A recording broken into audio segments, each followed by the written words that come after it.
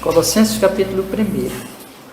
Vou ler alguns versículos, meus irmãos, desse capítulo, a partir do primeiro verso, que diz assim: Paulo, apóstolo de Jesus Cristo, pela vontade de Deus, e o irmão Timóteo, aos santos irmãos fiéis em Cristo, que estão em Colossos, graça a vós e paz da parte de Deus nosso Pai e do Senhor Jesus Cristo. Graças damos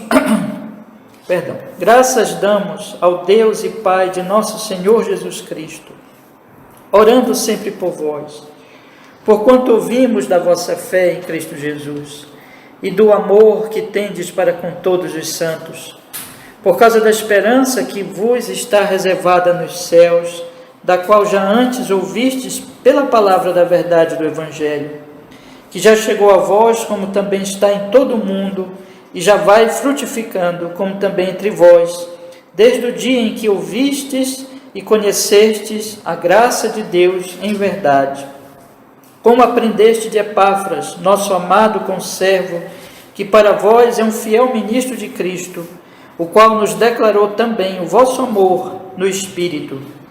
Por esta razão, nós também, desde o dia em que o ouvimos, não cessamos de orar por vós e de pedir que sejais cheios de conhecimento da sua vontade, em toda a sabedoria e inteligência espiritual, para que possais andar dignamente diante do Senhor, agradando-lhe em tudo, frutificando em toda boa obra e crescendo no conhecimento de Deus, fortalecidos em todo o poder, segundo a força da sua glória, em toda paciência e longanimidade, com gozo, dando graças ao Pai que nos fez idôneos para participar da herança dos santos na luz, o qual nos tirou da potestade das trevas e nos transportou para o reino do Filho do seu amor, em quem temos a redenção pelo seu sangue, a saber, a remissão dos pecados, o qual é a imagem do Deus invisível, o primogênito de toda a criação, porque nele foram criadas todas as coisas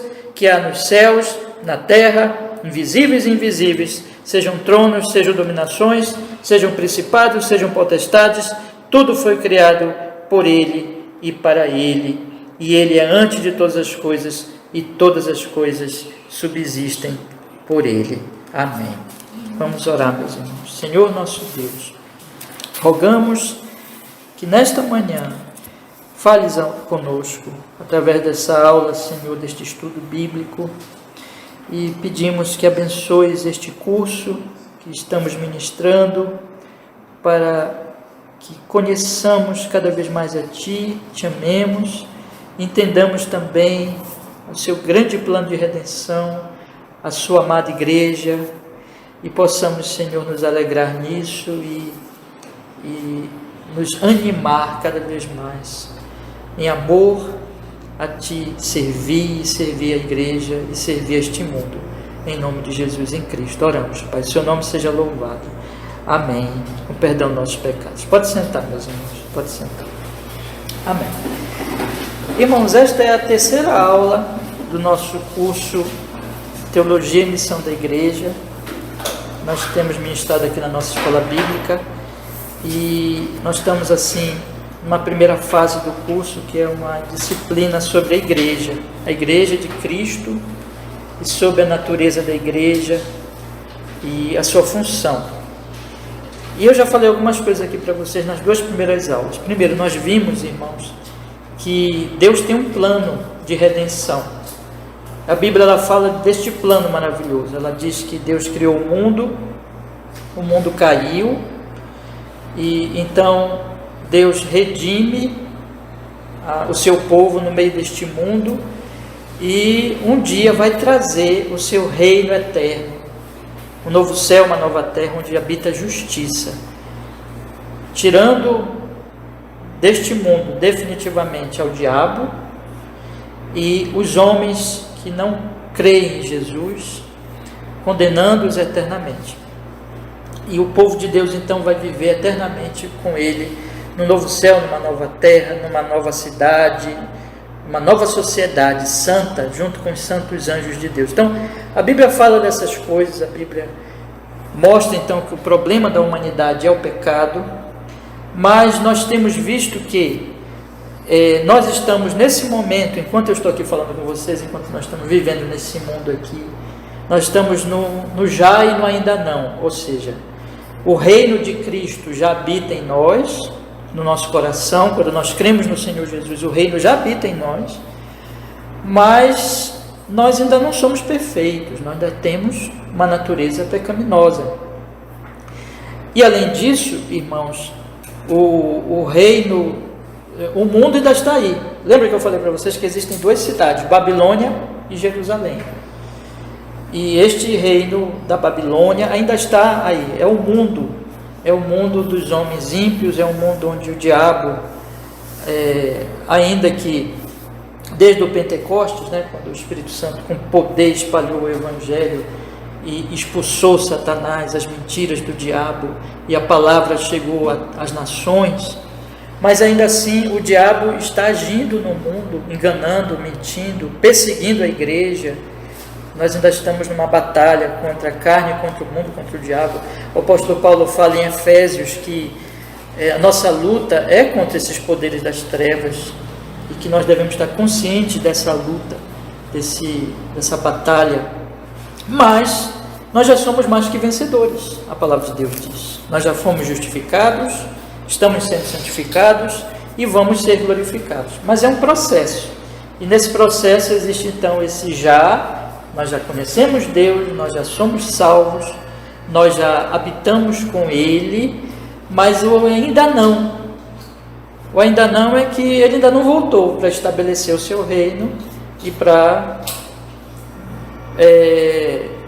de maneira total, vencer esses inimigos. Ainda não aconteceu isso, mas vai acontecer. Então, nesse período, eu disse para vocês, nós procuramos ilustrar que a igreja do Senhor é como uma embaixada de Jerusalém na Babilônia. Então, cada igreja local é como se fosse uma pequena embaixada, vamos dizer assim. Então, esse povo de Deus já vive uma vida do reino, ainda que imperfeitamente, mas já vive uma vida do reino. Então, a igreja, nós podemos dar é possível definirmos a igreja também como uma expressão do reino vindouro, já nesse mundo presente. Essa igreja atual, essa igreja militante, apesar de imperfeita, mas ela já é uma representante do reino de Deus. Então, nesse reino, meus irmãos, o que acontece nessa igreja? Acontece aqueles dois processos que nós falamos na última aula. Nós estamos fazendo uma pescaria e um pastoreio. Nós estamos lançando as redes aos que são lá de fora, que estão fora ainda do reino, e anunciando o Evangelho, e Deus vai fazendo com que esses peixes caiam na rede, como naquela pesca maravilhosa que nós estudamos aqui rapidamente. Mas também Deus diz assim para Pedro: apacenta os meus cordeiros, apacenta as minhas ovelhas. Ou seja, aqueles que já estão dentro da igreja, eles devem ser apacentados. Isso mostra então esse processo. Nós estamos no reino da Babilônia, trazendo os babilônios, para serem de Jerusalém, mas quando os babilônios vêm e se transformam em cidadãos de Jerusalém, eles ainda têm muita coisa da Babilônia. Estou ilustrando assim para vocês entenderem. Eles estão ainda no processo de santificação, então eles precisam ser pastoreados. Por isso que nós estamos aqui todo dia falando de Cristo e aplicando Cristo na nossa vida, para que nós cresçamos em santificação. Nós vamos nos tornando cada vez mais parecidos realmente com Cristo, que é o cabeça dessa nova raça, e vamos nos tornando cada vez mais diferentes da Babilônia. E, meus irmãos, o que acontece na Babilônia? O que acontece na Babilônia? Na Babilônia existe idolatria e existe opressão, ódio entre as pessoas. Esse mundo não tem jeito, esse mundo não vai melhorar. É só a graça comum de Deus que está mantendo o mundo e traz alguns melhoramentos. É a graça de Deus também. Existe, por exemplo, até mesmo o fato de leis, de ordem, de governos. A Bíblia fala que é a graça de Deus, da ciência, do conhecimento humano, que que traz tantos benefícios também, tudo isso é graça de Deus, abençoando o homem, ainda que ele seja ingrato e é inimigo de Deus, né? E quando Deus faz isso, irmãos, Deus está então contendo a maldade, mas o mundo não vai melhorar no sentido de que aqui vai virar um jardim do Éden, não vai. Isso aqui vai ser destruído, Babilônia vai ser destruída, o céu vai descer, né? Ou Jerusalém vai descer, vem de fora, e Babilônia vai ser extirpada, mas a Babilônia mesmo não vai melhorar, não vai se tornar ela numa Jerusalém. Então, meus irmãos, é esse que nós temos que entender. Mas nós somos aqui, nós somos o povo de Jerusalém, nós somos o povo do novo reino. Enquanto nós estamos aqui, nós estamos pastoreando e nós estamos pescando. É isso que nós devemos fazer. Mas, por outro lado, nós não nos... veja, nesse trabalho de pastoreio e de pescaria, nós não nos isolamos. E é desse ponto que eu quero falar hoje, da questão, o seguinte, meus irmãos, na medida que nós vamos entendendo o Evangelho, nós vamos sendo santificados, e nós não vamos nos separando das pessoas. Ao contrário, nós vamos nos tornando pessoas mais abertas ao próximo. Eu não estou dizendo que nós vamos tornar pessoas tolas, inocentes. Claro que nós temos que ter cuidado com o ser humano. O ser humano é perigoso. Não estou falando de tolice, de inocência, de pessoas, por exemplo, uma criança que não tem certos cuidados, não. Mas o que eu estou dizendo, meus irmãos, é que nós vamos deixando de ser egoístas, porque na Babilônia as pessoas elas vivem para si, elas vivem para o seu eu, elas servem a si mesmas e elas se aproveitam dos outros para que os outros a beneficiem, venham lhe beneficiar, melhor dizendo. Então, na Jerusalém não, na Jerusalém nós vamos servindo, nós vamos aproximando de Deus, o ego é tirado do trono, quem é posto no trono que é dele é o próprio Deus, nós vamos vivendo para Ele, e na medida que nós vamos vivendo para Ele, nós vamos deixando de ser egoístas, e vamos nos voltando para o próximo, em amor, em misericórdia, para servir o próximo, seja o próximo quem for, isso é independente, mas é só se o próximo for bom para mim. Não, o próximo não é bom, o próximo é pecador, né? Jesus não veio aqui para servir, para salvar os sãos, mas para salvar quem? Os doentes. Então nós vamos servir os doentes, porque nós também somos doentes que estão sendo curados, né? E que eles também estão nos servindo, e nesse processo, então, na medida que nós servimos a Deus, amamos a Deus, nós vamos servindo e amando o nosso próximo. Agora, como é que isso acontece, meus irmãos? Isso acontece exatamente quando o Evangelho ele vai se tornando cada vez mais importante, significativo. Nós vamos entendendo cada vez mais o Evangelho, vai se tornando importante para nós. Deus vai se tornando mais conhecido por nós. Se vocês verem o apóstolo Paulo, que ele diz assim, no finalzinho do versículo 10, ele diz assim, crescendo no conhecimento de Deus. Olha que coisa maravilhosa. Eu não vou fazer uma exposição aqui desse trecho todo, não. Eu quero apenas, nas nossas aulas, nós pegamos os textos e vamos tirando os princípios gerais. E à noite nós fazemos as exposições mais detalhadas dos textos, né? Mas exatamente isso que eu quero fazer, tirar com vocês aqui deste texto alguns princípios que estão claros na palavra de Deus aqui. E o que mostra, o que Paulo está fazendo aqui, meus irmãos? Paulo está mostrando que esses irmãos, a mente deles está nos céus. Que os crentes de Colossos, a mente deles está nos céus. A esperança deles está nos céus. Ou seja, onde é que está? Em Jerusalém. Em Deus. O que Jesus diz, buscar em primeiro lugar o reino de Deus e a sua justiça, e as outras coisas vos serão acrescentadas. É diferente dos babilônios, é diferente do povo da Babilônia, porque o povo da Babilônia, vocês já entenderam, né? Porque eu estou falando dos babilônios, são aqueles que não são crentes ainda, são os mundanos, são aqueles que não conhecem Cristo, São as pobres almas que ainda estão nas mãos de Satanás. Essas pessoas, elas vivem para este mundo, para as coisas daqui. É tudo que elas têm. Por isso que elas, por exemplo, querem ficar sempre jovens, que é uma grande ilusão, né? A gente vai envelhecer, não tem jeito, né? Mas elas querem ficar sempre jovens, ou elas querem ter coisas dessa vida e vivem correndo só para essa vida aqui, porque é tudo que elas têm. É o céu que elas têm. O céu que elas têm é a Babilônia.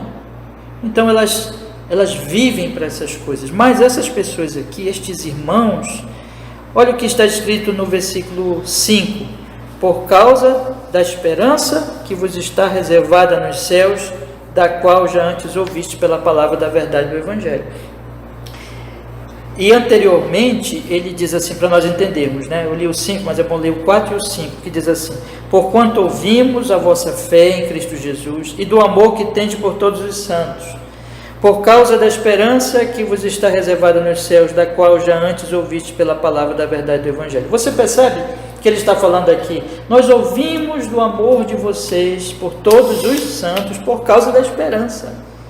Quer dizer que quanto maior a esperança do céu, mais a gente ama o próximo, mais nós vamos amar os nossos irmãos. Quanto mais nós vivemos conforme a mentalidade da Babilônia, que é uma mentalidade egoísta, que é uma mentalidade ególatra, menos nós amamos. Então, por causa da esperança que está reservada nos céus, esses irmãos, eles tinham fé em Jesus, e esses irmãos, eles amavam, versículo 4, os santos. Então Paulo dava graças a Deus por isso. Por quê? Por que ele dá graças a Deus por isso? Porque Deus que operou isso. No versículo 13 ele diz: graças damos a Deus o Pai de nosso Senhor Jesus Cristo, orando sempre por vós. Ele agradece pelo que Deus já fez. E o que Deus fez, irmãos? Deus fez com que esses irmãos tivessem esperança no céu. Eles tivessem esperança que está reservada nos céus. Como foi que Deus fez isso, irmãos? Finalzinho do versículo 5: da qual já antes ouvistes pela palavra da verdade do Evangelho.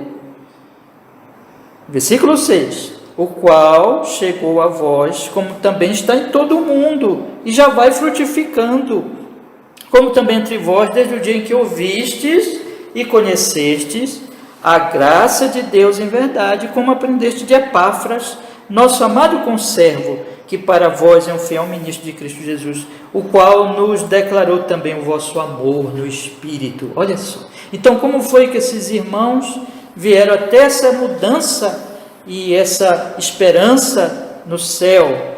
Porque eles ouviram o Evangelho. O Evangelho chegou a eles pelo fiel ministro Epáfras, que Paulo chama de conservo, que é um fiel ministro de Cristo. Então, o ministro de Cristo é aquele homem que anuncia Cristo, o Evangelho, e Deus, então, pelo Espírito Santo, vai abrindo o coração das pessoas da Babilônia, e elas se arrependem, e elas creem, e elas passam a ter esperança agora, não na Babilônia, mas nos céus. E elas passam agora a ser cidadãos dos céus, e esperar os céus, meus irmãos. Só para nós darmos mais um ponto aqui importante, dê uma olhadinha no capítulo 3 agora. Eu vou voltar já para o capítulo 1, mas é interessante nós olharmos o capítulo 3, o versículo 1, que diz assim: o qual, 3, verso 1, portanto, se já ressuscitaste com Cristo, buscai as coisas que são de cima, onde Cristo está sentado à destra de Deus. Pensai nas coisas que são de cima e não nos que são da terra. Porque já estáis mortos e a vossa vida está escondida com Cristo em Deus. Quando Cristo, que é a nossa vida, se manifestar, então também vós vos manifestareis com Ele em glória. Então ele está dizendo assim: olha, vocês já estão no céu. Vocês já estão mortos para isso aqui, e vocês já estão no céu. A vossa vida está escondida com Cristo Jesus, porque existe uma ligação tão verdadeira íntima, poderosa entre Cristo e a sua igreja, porque a Bíblia fala que Cristo é o cabeça da igreja. Então está aqui, irmão, cabeça, corpo, né? É uma ligação tão poderosa que quando Cristo está no céu, nós já estamos nele no céu. Então nós não podemos viver como se nós fôssemos desse mundo. Nós agora devemos pensar nas coisas de cima, onde Cristo está assentado à destra de Deus, e não nas que são aqui da terra, porque já estás mortos, vossa vida está escondida com Deus, e quando Cristo se manifestar, ou seja, quando Ele voltar, aí nós vamos também nos manifestar. Olha só que coisa, em glória, ou seja, aí a glória da igreja vai aparecer, porque o cabeça vai descer e vai estabelecer o seu reino, e a igreja vai reinar com Ele em glória. Mas nós já estamos nele. Lembra do que eu disse? O Jairo ainda não. Então nós já estamos. Paulo está dizendo aqui que ao mesmo tempo nós já estamos lá no alto, mas ao mesmo tempo ainda a glória ainda não manifestou, porque Jesus ainda não voltou. Mas a nossa mentalidade, a nossa vida deve ser de cidadãos dos céus. Aí alguém pode pensar assim: pastor, isso nos faz pessoas alienadas do mundo? Ou seja, pessoas que se retiram, porque afinal de contas eu não sou mais desse mundo, né? Então eu não sou mais desse mundo e eu me retiro deste mundo, isso me torna uma pessoa inoperante. Eu conheci um rapaz lá na minha juventude, a gente sabe quem é, que ele dizia assim, que ele não queria estudar para mais ou trabalhar, porque Jesus já estava para voltar, né? Então ele não queria saber de estudar, porque Jesus já ia voltar. Será que é isso? Já que Jesus vai voltar, então não vamos mais fazer nada, vamos só ficar esperando Jesus? Não, irmãos, ao contrário. Quando nós temos uma mente celestial, nós vamos ser verdadeiramente pessoas que agem para o bem deste mundo. É diferente. Os babilônios, quando eles vivem para a Babilônia, eles vivem para o mal da própria Babilônia, porque a Babilônia é autodestrutiva. A Babilônia é aquilo que está escrito lá no livro de Gênesis, que Deus vem e amaldiçoou a Torre de Babel. Amaldiçoou. As línguas foram trocadas, as pessoas não se entendem. No Pentecostes, as línguas são compreensíveis, mas na Babilônia as línguas não são compreensíveis. A Babilônia, ela tem uma maldição. O reino de Cristo tem a bênção. A Babilônia, ela tem a maldição de que as pessoas fazem mal umas às outras, elas vivem contrárias umas às outras. Na Jerusalém, as pessoas se entendem, se amam, se servem. Então, o cidadão de Jerusalém é o que vai trabalhar para o bem dos cidadãos da Babilônia, sem ser da Babilônia, porque ele vai ser aquele que vai pescar, que vai levar o evangelho aos da Babilônia, e ele vai servir os seus irmãos. Então ele vai ser operante. Então quanto mais eu vivo para o céu, mais eu trabalho aqui nesse mundo, mais eu sou ativo, mais eu sou servo. Então é diferente, não é uma alienação, mas é um serviço. Eu estou falando aqui várias coisas, irmãos, que vão se encaixar no seguinte ponto que eu vou tratar agora, voltando para o capítulo 1.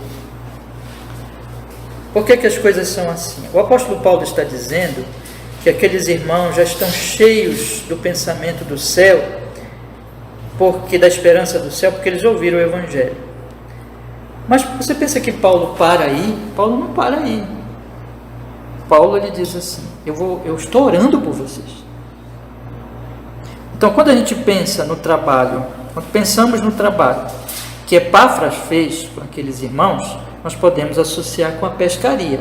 Ele pregou o evangelho àqueles irmãos, eles creram e ele já tem a esperança do céu. Mas não para, aí tem um pastoreio.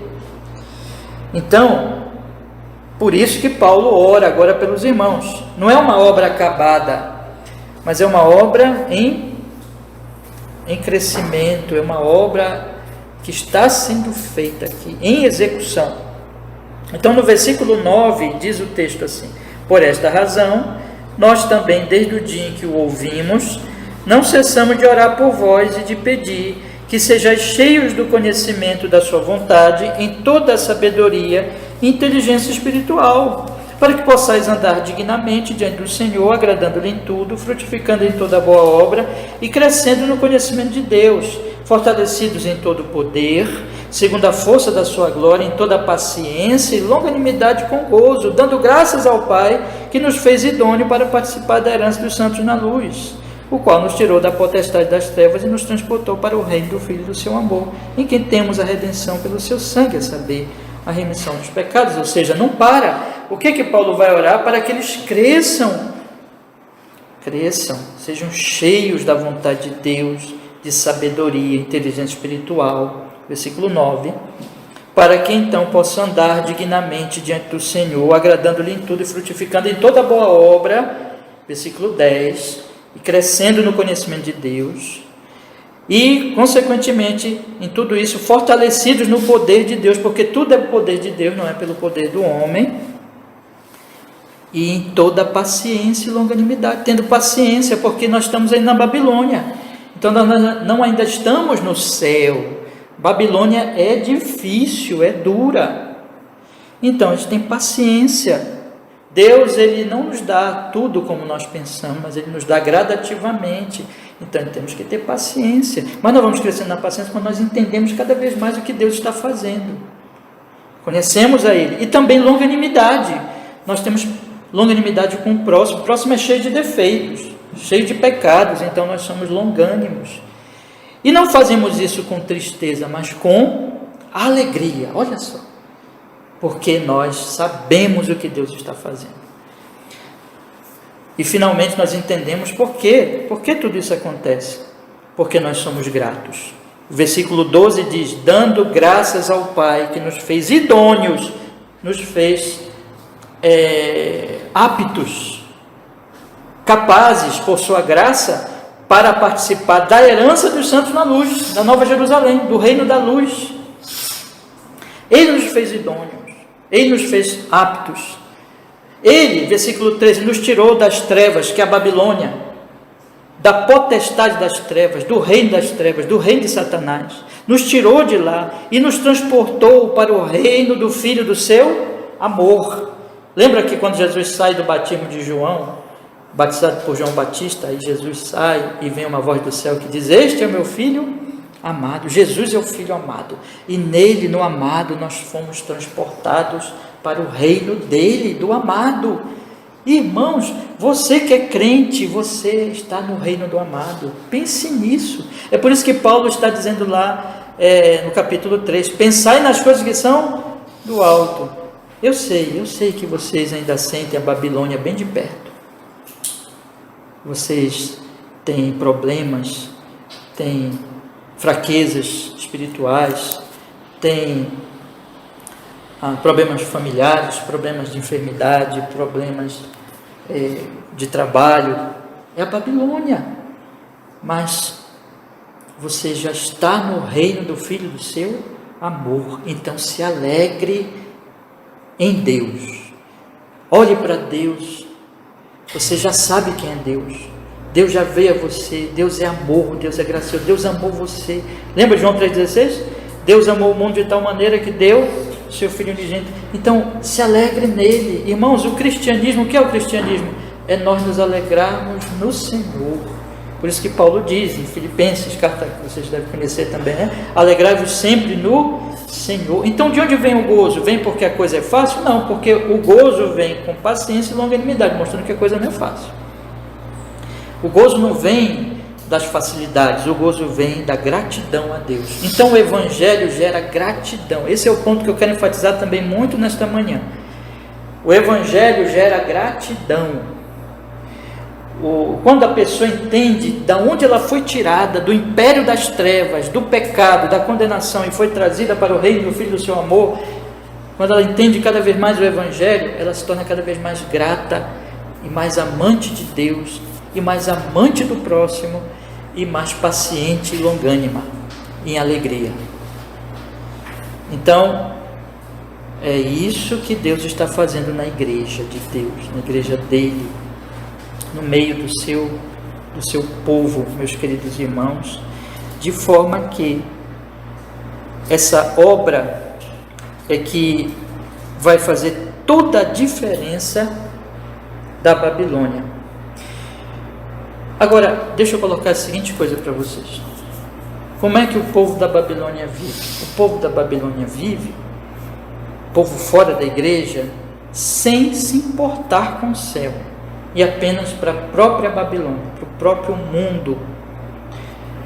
Por isso que eles não têm nada disso, eles não sabem, eles não conhecem nada disso.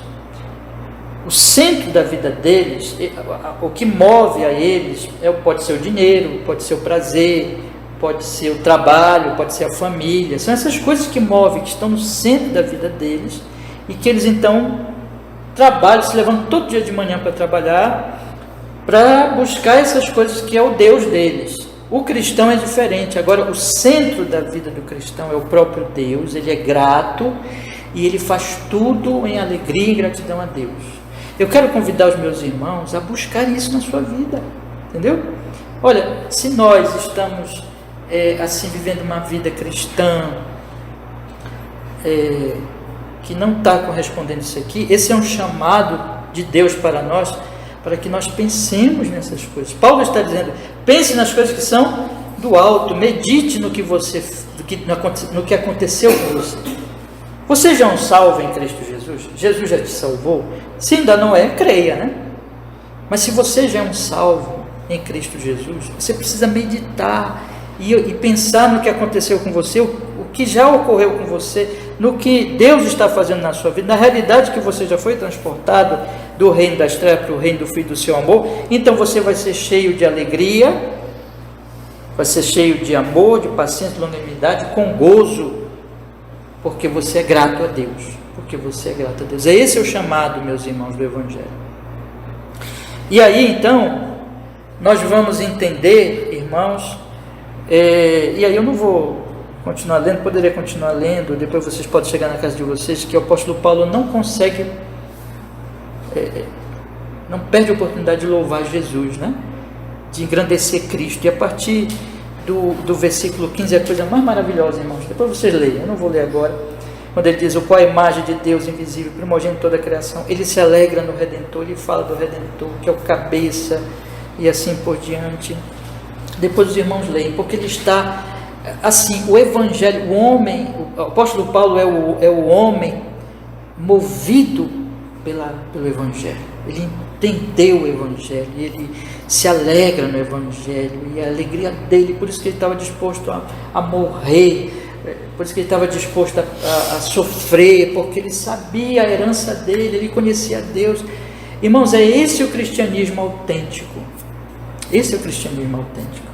E é isso que a gente vê tão pouco nos nossos dias.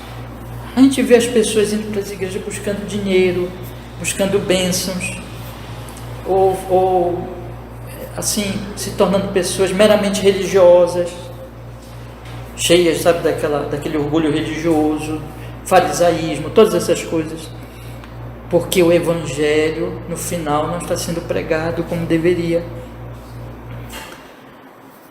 E isso não causa nenhum impacto no mundo lá fora, irmãos. Nós temos milhões e milhões de evangélicos no Brasil. Impacto zero no Brasil. Zero. Ao contrário de causar impacto, tem causado antipatia. E muita gente, as pessoas não querem saber de igreja. Deixa eu lhes dizer isso claramente. O que está acontecendo é que nós estamos deixando de entender que nós somos Jerusalém. E nós temos que mostrar para o mundo algo diferente do que eles já estão acostumados a ver. Quando a igreja se torna uma igreja sem evangelho, portanto não é igreja, ela é mais uma embaixada da própria Babilônia. Ou quando a igreja ela se torna apenas um grupo de legalistas, santarrões, que se sentem melhor entre eles mesmos, se sentem melhor uns dos outros, uns melhor que os outros, e se sentem melhor que os de fora, As pessoas vão olhar para aquilo ali e vão antipatizar, porque eles sabem que é um bando de hipócrita. Eles sabem que é um bando de hipócrita. Mais ainda quem convive com aquelas pessoas. Elas vão antipatizar aquilo ali. Eu não quero saber desse cristianismo. É isso que está acontecendo no nosso país hoje. Então, Jesus, eu estou falando essas coisas para relacionar com pastoreio e pescaria, estou juntando os pontos, irmãos, mas eu quero que nós olhemos novamente para o Evangelho de João, capítulo 17. Agora vamos olhar outros textos, tá bom? Eu já tratei com vocês aqui do Colossenses, para mostrar a base. Agora vamos olhar um pouquinho os outros textos aqui. João, capítulo 17.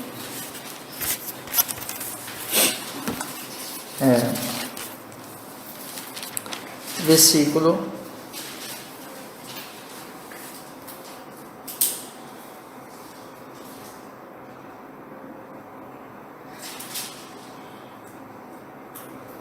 23. Só esse versículo para nós começarmos agora a pensar em como Deus faz as coisas internamente e externamente.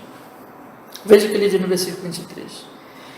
Eu neles e tu em mim, para que eles sejam perfeitos em unidade e para que o mundo conheça que tu me enviastes a mim e que os tens amado a eles como me tens amado a mim.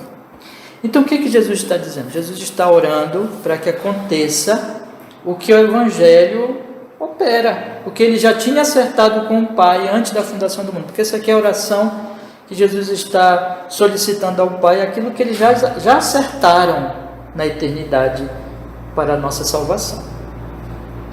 Então ele diz assim, eu neles e tu em mim, para que sejam perfeitos em unidade, ou seja, unidade em Cristo, amor, unidade, é isso que Deus vai fazendo. Lembra que eu disse para vocês que na Babilônia existe egoísmo, mas no reino de Cristo existe amor e unidade em Cristo. E isso vai causar um efeito para o mundo. Jesus diz assim, para que o mundo conheça que tu me enviaste a mim. Como é que o mundo vai conhecer que Deus Pai enviou o seu Filho?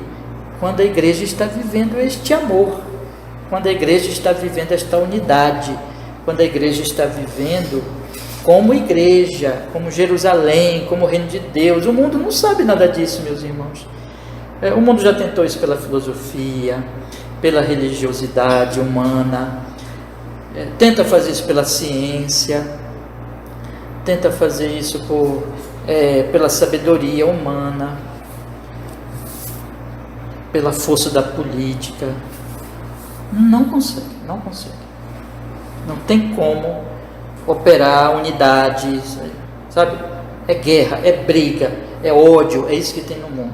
As pessoas não são amáveis, felizes, pacificadoras, nada disso. É só guerra, só desunião. Mas quando o mundo olha para a igreja, quando a igreja está funcionando como igreja, não estou falando que a igreja é perfeita, eu estou falando que a igreja o Evangelho está operando no seio da igreja, a igreja está entendendo o Evangelho, está amando a Deus, está sendo grata a Deus, então ela vai começar a amar uns aos outros, e se unir, e perdoar, e ser longânimo, e ter paciência. Então, aí o mundo vai olhar para isso aqui e vai dizer assim, olha, não é verdade mesmo que Deus Pai enviou o Filho? Jesus diz, para que o mundo conheça que tu me enviaste a mim. Vocês estão entendendo? Aí o mundo vai olhar e vai dizer assim, eu acho que essa mensagem do Evangelho que diz que o Pai enviou o Filho para salvar pecadores, isso é verdade mesmo. E diz mais aqui, e que os tens amado a eles como me tens amado a mim, ou seja, o Evangelho, o amor de Deus. Lembra de João 3,16? Deus amou o mundo, então tens amado a eles. O mundo vai ver, Deus tem amado essas pessoas como ama o próprio Filho dele, ou seja, a pregação do Evangelho apoiada pela unidade da igreja. O mundo ouve o Evangelho e o mundo vê a unidade da igreja, aí o mundo diz assim, isso é verdade. Isso é verdade. Se isso não está acontecendo no Brasil, é porque não se está pregando o Evangelho e não se está vivendo de acordo com o Evangelho. Às vezes se tem até ortodoxia, mas é uma ortodoxia fria, legalista, dos santarrões. Eu sou ortodoxo, eu sou santarrão, né? Mas cadê o seu amor? Cadê a sua misericórdia? Cadê a sua paciência? Cadê a sua gentileza? Cadê a sua mansidão? Cadê a paciência e a longanimidade? Cadê a sua unidade? O mundo não vai acreditar numa igreja da Babilônia, meus irmãos. Pode até se empolgar, pode cheio de babilônios numa igreja babilônica, mas não é o Evangelho. Não é o Evangelho. Não é a graça de Deus, porque ali não tem unidade, ali não tem amor, ali tem egoísmo, tudo que já existe na Babilônia. Então, eu tenho mais 2 trechos aqui para ler com vocês, para nós já irmos para a última parte da nossa aula desta manhã. O primeiro trecho é Atos capítulo 2, esse é um texto clássico também. Vocês vão perceber que o capítulo 2, ele conta para nós a vinda do Espírito Santo, o anúncio do Evangelho e a unidade da igreja, como grata a Deus, cheia de amor. O Evangelho, esses irmãos são gratos a Deus, esses irmãos amam a Deus, o centro da vida deles é Deus, e eles fazem tudo para honrar e para glorificar a Deus. Então vamos olhar aqui a partir do versículo 37, que diz assim: e ouvindo eles isto, Atos capítulo 2, verso 37, e ouvindo eles isto, compungiram-se em seu coração e perguntaram a Pedro e aos demais apóstolos: que faremos, homens e irmãos? E disse-lhes Pedro: arrependei-vos e cada um de vós seja batizado em nome de Jesus Cristo, em remissão dos pecados, e recebereis o dom do Espírito Santo. Porque a promessa vos diz respeito a vós, a vossos filhos, a todos que estão longe, e tantos quantos Deus nosso Senhor chamar. E com muitas palavras isto testificava e os exortava, dizendo: salvai-vos desta geração perversa. De sorte que foram batizados os que de bom grado receberam a sua palavra, e naquele dia agregaram-se quase 3.000 almas. Aqui o que é, irmãos? Pescaria. O Evangelho, como Epáfras pregou em Colossos, e aqui o Espírito Santo trouxe as pessoas, se arrependeram, creram, e 3.000 almas foram batizados. Agora nós vamos ver o pastoreio, a partir do versículo 42. Perseveraram na doutrina dos apóstolos. Olha o pastoreio aí: perseverança na palavra, na comunhão, no partir do pão e nas orações. Em toda a alma havia temor. E muitas maravilhas e sinais se faziam pelos apóstolos, e todos os que criam estavam juntos e tinham tudo em comum, e vendiam as suas propriedades e bens, e repartiam com todos, segundo cada um havia de mister, e perseverando unânimes todos os dias no templo, partindo o pão de casa em casa, comiam juntos com o que, irmãos? Alegria e singeleza de coração, louvando a Deus. Oh, coisa maravilhosa! Isso é igreja, irmãos. Olha, preste atenção. Você não percebe aqui o entusiasmo?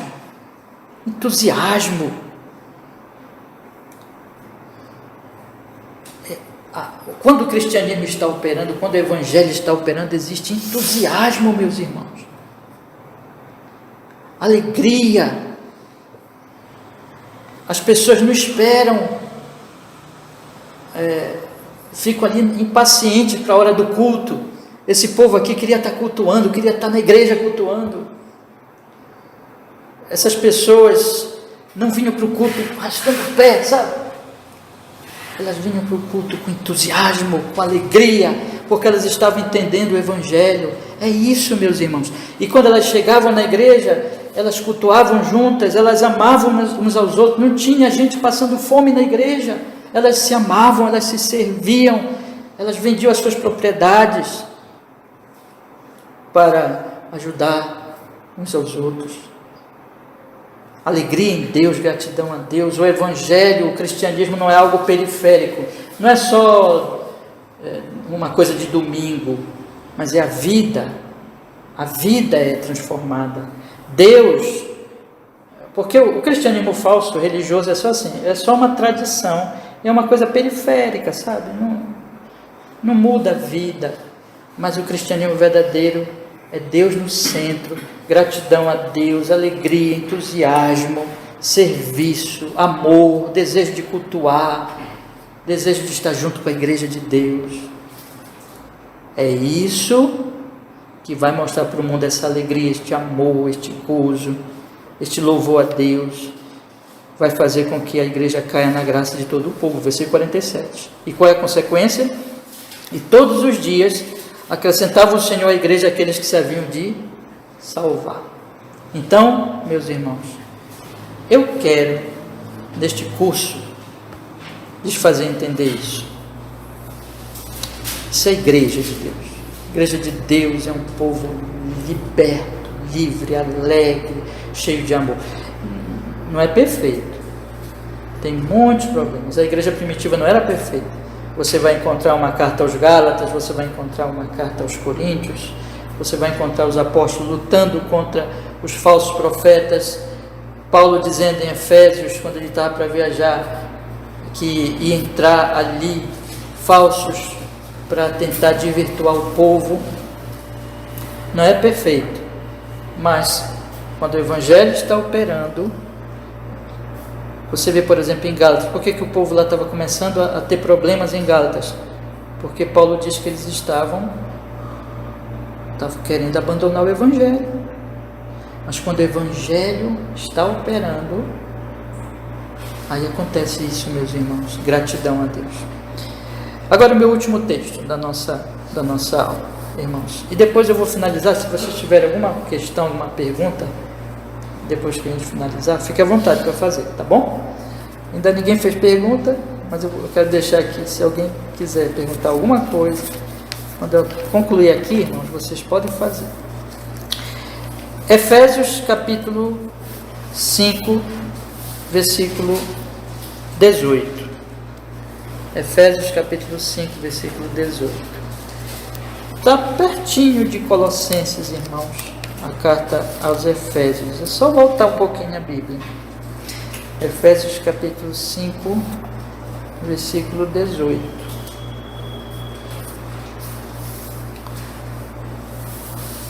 Diz assim a Escritura: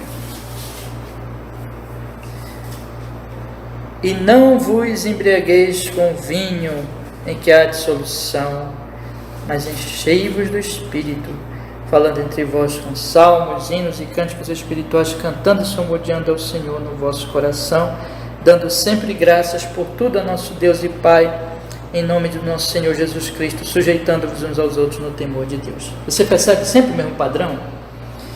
Quando o Espírito Santo nos embriaga, não nos embriaguemos com vinho, mas com o Espírito, porque Paulo está usando aqui uma ilustração. O vinho domina, o Espírito também domina. Mas o vinho domina para a dissolução, para a destruição. O Espírito domina para a gratidão e para o serviço. O vinho tira a razão, o Espírito ilumina a razão.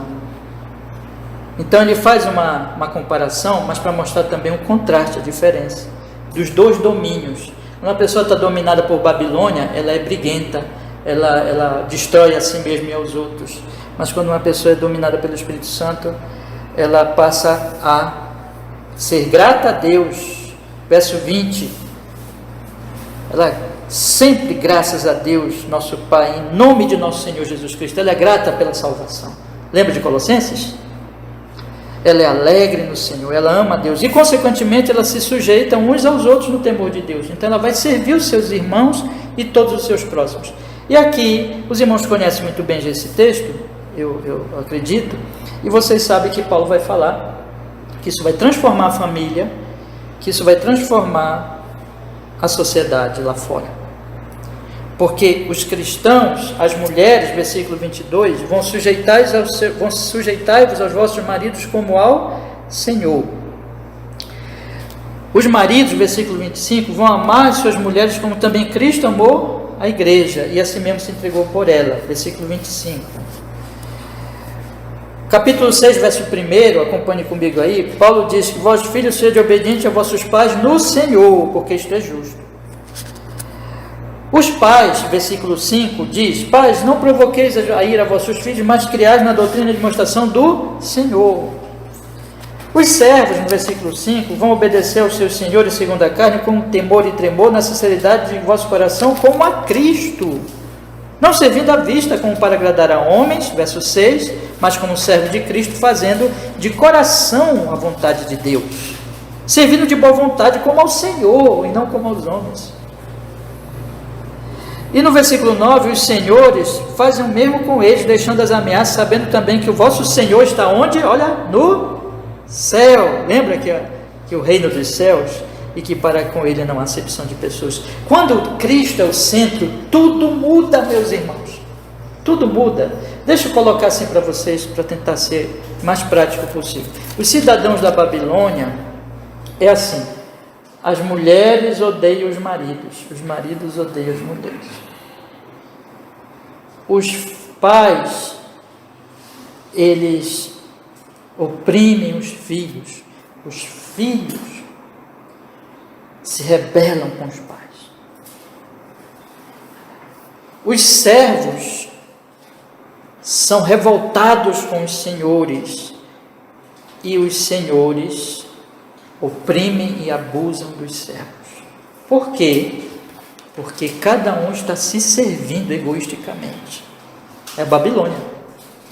Mas quando o Evangelho chega e transforma a minha vida, e eu passo a amar a Deus, ser grato a Deus, eu passo a ser servo do meu próximo. E aí a esposa vai amar e respeitar a autoridade do marido. O marido vai amar a esposa e cuidar dela, está disposto até a morrer por ela, se for preciso. O pai vai educar o seu filho com amor, admoestando, corrigindo, por amor ao Senhor e no Senhor. O filho vai honrar o seu pai no Senhor, obediente ao seu pai no Senhor, por amor ao Senhor. O servo vai cumprir o seu papel, obedecer ao seu Senhor, mesmo quando este não estiver olhando, porque ele quer agradar a Cristo e não aos homens. E o Senhor, ele vai deixar de ser arrogante, opressor, que ameaça, por causa de Cristo que está no céu e que é o Senhor dele. Muda tudo. O que eu quero concluir aqui para vocês, e aí na próxima aula eu vou agora avançar e tratar desse aspecto, que quando o cristão ele está aplicando o Evangelho na vida dele e amando cada vez mais a Deus, aí vai acontecer com ele, na próxima aula vamos tratar melhor disso. Jesus disse que nós somos o sal da terra e a luz do mundo, lembra? Então o que é isso? É exatamente que quando ele começa a viver de acordo com o Evangelho, Deus é o centro da vida dele, ele ama a Deus, e por amor a Deus, pelo que Deus fez com ele, Deus me salvou, e eu amo o Senhor, e por amor ao Senhor, eu vou aguentar aquela pessoa chata, eu vou amar, eu vou perdoar, eu vou ser paciente, eu vou ser longânimo, eu vou ser paciente com as tribulações, com a providência de Deus, eu vou aceitar a providência. Quando isso vai acontecendo, e ele vai se tornando assim uma pessoa diferente na sua casa, na sua vizinhança, no seu trabalho. Eu não li com vocês agora, mas depois vocês podem ler, é um texto também muito importante nesse aspecto, Romanos capítulo 13, sobre a obediência às autoridades por causa do Senhor também, e que Paulo diz que o resumo da lei, naquele trecho de Romanos 13, é o amor, né? É o amor, amar a Deus e amar ao próximo.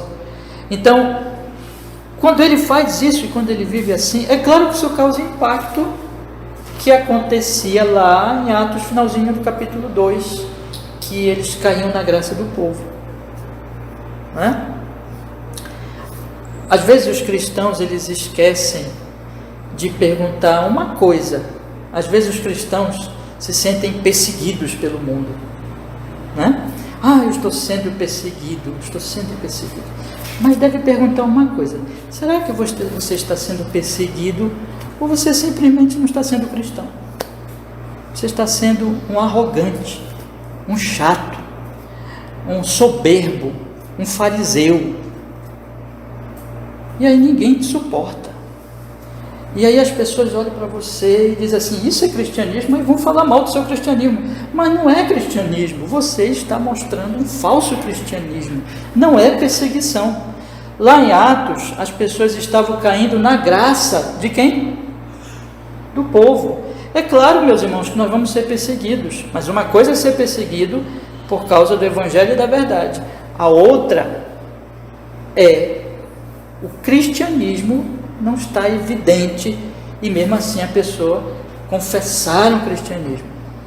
Eu quero encerrar aqui dizendo para vocês que quando a graça de Deus está operando na nossa vida, meus queridos irmãos, nós vamos nos tornando pessoas atraentes, pessoas abertas, pessoas mansas, pessoas humildes, pessoas servas, pessoas que lavam os pés, pessoas que amam o próximo, pessoas que mostram o evangelho na vida, porque são gratas a Deus e por isso servem o seu próximo. E isso é muito atraente, meus irmãos. É isso que o mundo não está vendo nas igrejas hoje, mas é isso que a igreja de Deus, a igreja de Cristo Jesus. Quero lhes convidar nesta manhã a você colocar um propósito no seu coração. Eu vou meditar no evangelho de Jesus e eu vou aplicar o evangelho de Jesus à minha alma. Eu vou pensar muito no que aconteceu comigo, e se eu estiver arrogante, raivoso, eu quero, faça isso e ore a Deus, Senhor, me humilha, me quebranta, me faz eu me alegrar em Ti, Te adorar, ser grato pela gloriosa graça que me tirou do poder das trevas para o reino do Filho do Seu amor, e assim eu possa Te amar e amar ao próximo, e fazer os dois trabalhos, de pescaria e de pastoreio. Amém. Deus nos abençoe. Vamos orar? E aí depois dessa oração, se alguém tiver perguntas, pode fazer, tá bom? Vamos orar. Amado Deus Todo-Poderoso, queremos agradecer pelo privilégio, pela oportunidade de podermos, Senhor nosso Deus, falar dessas gloriosas obras do Senhor. Ó Deus, por Seu Espírito Santo, Senhor, opere na nossa vida, no meu coração, no coração de meus queridos irmãos. Nós todos somos frágeis, pecadores, e falhamos, Deus, quando agimos por nós mesmos, mas, Senhor, queremos hoje voltarmos aos pés da cruz de Jesus e meditar muito na Sua obra gloriosa, e como Paulo diz, pensar nas coisas do céu, e assim, Senhor, começarmos a ser cheios de gratidão. Senhor, enche o nosso coração de gratidão, nos faz consciente. Paulo orou para que aqueles irmãos crescessem.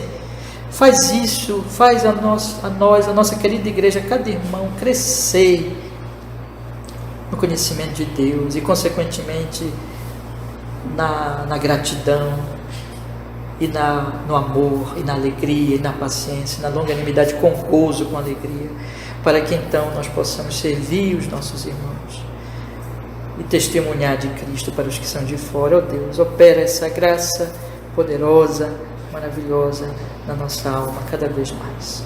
Oramos assim, Senhor Jesus Cristo, e agradecemos, ó Deus Todo-Poderoso, Pai Celestial em Cristo, oramos. Amém e amém.